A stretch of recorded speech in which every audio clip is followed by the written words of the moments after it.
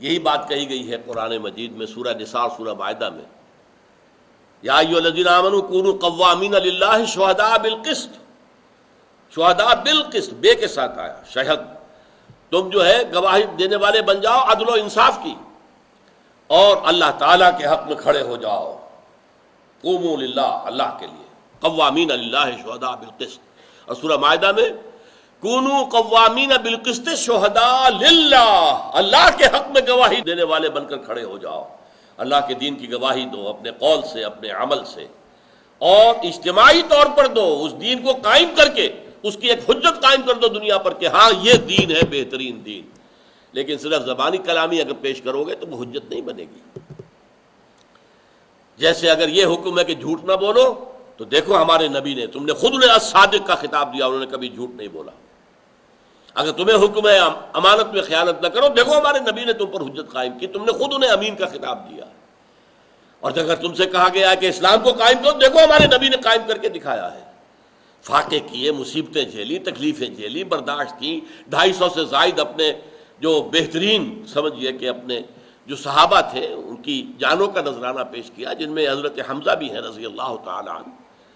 تب جا کر اللہ کا دین قائم ہوا۔ لیکن پوری دنیا تو مانتی ہے نا آج کے واقعے تک وہ ایک بہت اعلیٰ نظام تھا، اس میں کوئی شک نہیں۔ زیادہ اعتراض یہ کرتے ہیں یہ صرف 30 سال قائم رہا پورا بتمام و کمال، یہ نہیں کہ بالکل ختم ہو گیا، نہیں، ہاں اس کی کمال بتمام و کمال، جو کا تو خلافت علی منہاج النبوہ، بالکل نبوت کے نقش قدم پر جو خلافت تھی وہ واقعی 30 ہی سال رہی ہے، اس سے زیادہ نہیں۔ اس کے بعد رفتہ رفتہ اس میں ملوکیت شامل ہوتی چلی گئی، زمینداری شامل ہوتی چلی گئی، سرمایہ داری شامل ہوتی چلی گئی، یہ ساری گندگیاں جو ہے اس میں شامل ہوتی چلی گئی۔ لیکن یہ تو ماننا پڑتا ہے کہ وہ نظام ایک دفعہ قائم ہوا دنیا کے اندر، ورنہ واقعہ یہ ہے کہ جس کو ڈیموکریسی کہا جاتا ہے، جس کا خواب دیکھا تھا والٹیئر اور روسو نے، وہ آج تک قائم نہیں ہوئی۔ جو کلاس لیس سوسائٹی جس کا تصور پیش کیا تھا مارکس نے اور لینن نے، وہ تو ایک دن کے لیے بھی قائم نہیں ہوئی، اور کمیونزم کا جو ہے وہ کریا کرم بھی ہو گیا، ختم بھی ہو گیا، اور اس کی قبر بھی بن گئی۔ اسلام قائم ہوا اور 100% قائم ہوا، اور 30 سال قائم رہا، یہ تو دنیا مانتی۔ تو یہ گویا کہ حجت قائم ہو گئی ہے نوع انسانی پر کہ اسلام پریکٹیکیبل ہے، قائم کیا جا سکتا ہے، اور اس کی برکات جو ہے دنیا نے دیکھی ہیں، مزہ چکھا ہے۔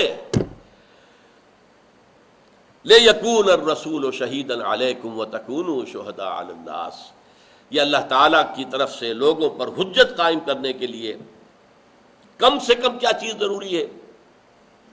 قرآن کی تبلیغ کے پوری دنیا میں قرآن کو پھیلا دیا جائے، پوری دنیا کی زبانوں میں قرآن کے تراجم موجود ہوں، قرآن کی حکمت اور فلسفہ عہد حاضر کی علمی سطح پر اس کو اجاگر کیا جائے، یہ اس کا اولین قدم ہے۔ اور اس کی تکمیل کب ہوگی؟ جب قرآن کے نظام کو کہیں نہ کہیں قائم کر کے دکھا دیا جائے۔ دیکھ لو، آؤ، come and see with your own eyes, یہ ہے اسلام، یہ اسلام کی سیاست ہے، یہ اسلام کی معیشت ہے، یہ اسلام کی معاشرت ہے، آؤ دیکھ لو، اس کی برکتوں کا مشاہدہ کر لو، پھر حجت قائم ہو جائے گی۔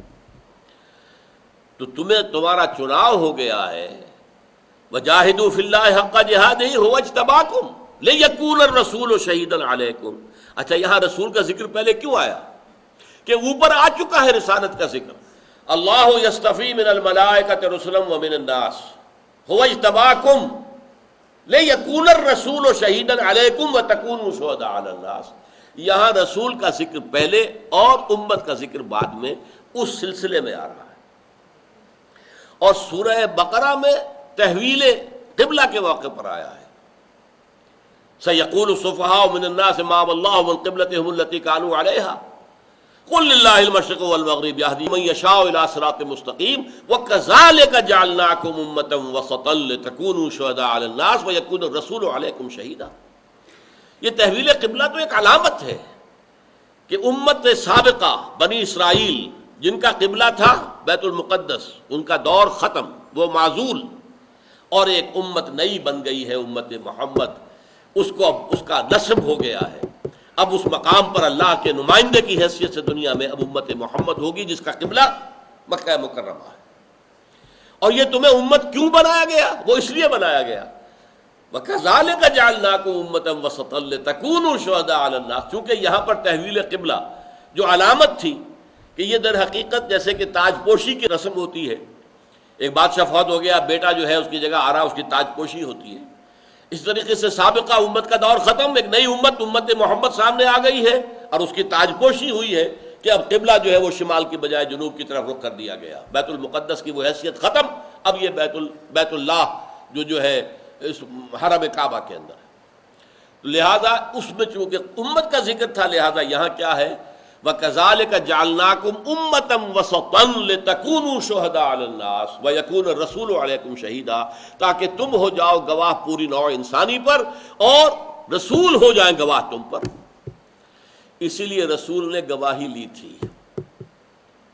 دنیا سے جانے سے چند کچھ ہی عرصہ قبل، حجۃ الوداع میں حضور نے جب اپنا خطبے دیے اور جو بھی اہم باتیں تھیں اپنی دعوت کی، جو پہلے بھی بیان کر چکے تھے، ان کے اہم نکات کو پھر دہرا کر اچھی طرح ذہن نشین کر کے سوال کیا، الا هل بلغت، لوگوں میں نے پہنچا دیا یا نہیں؟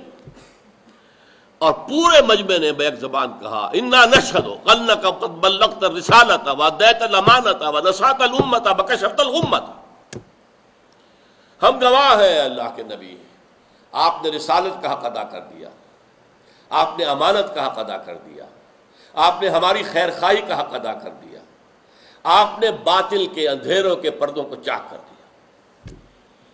3 دفعہ آپ نے سوال کیا، الا هل بلغت انا نشهد انک قد بلغت الرسالۃ وادیت الامانۃ ونصحت الامۃ وکشفت الغمۃ۔ پھر آپ نے انگلی اٹھائی، انگشت شہادت، آسمان کی طرف اور پھر لوگوں کی طرف اشارہ کیا، اللہم اشہد، اللہم اشہد، اللہم، اے اللہ تو بھی گواہ رہے، یہ مان رہے ہیں کہ میں نے پہنچا دیا ہے۔ قیامت کے دن حضور کھڑے ہو کر پہلے گواہی دیں گے، اے میری امت، میں نے پہنچا دیا تھا کہ نہیں؟ ہم جواب دیں گے، حضور آپ نے پہنچا دیا۔ تم نے کیا کیا؟ تم نے پہنچایا آگے، پوری نوع انسانی تک پہنچانا تمہارے ذمہ تھا، ان کی گمراہی کی ذمہ داری تم پر آ پڑے گی۔ اگر رسول خدا نہ خواستہ پہنچانے میں کوتاہی کرتے تو مجرم ہوتے کہ نہ ہوتے؟ معاذ اللہ ثم معاذ اللہ۔ سورہ اعراف کی 6 آیت ہے، فَلَنَسْأَلَنَّ الَّذِينَ أُرْسِلَ إِلَيْهِمْ وَلَنَسْأَلَنَّ الْمُرْسَلِينَ، ہم ان سے بھی پوچھ کر رہیں گے جن کی طرف ہم نے رسولوں کو بھیجا، اور ہم رسولوں سے بھی پوچھیں گے۔ رسول بھی تو بندے ہی ہیں، ہمارے بندے ہی ہیں، عبدہ و رسولہ ہیں، اللہ کے بندے ہیں، اس کے رسول ہیں، ان سے پوچھیں گے تمہیں پہنچا دیا تھا یا نہیں؟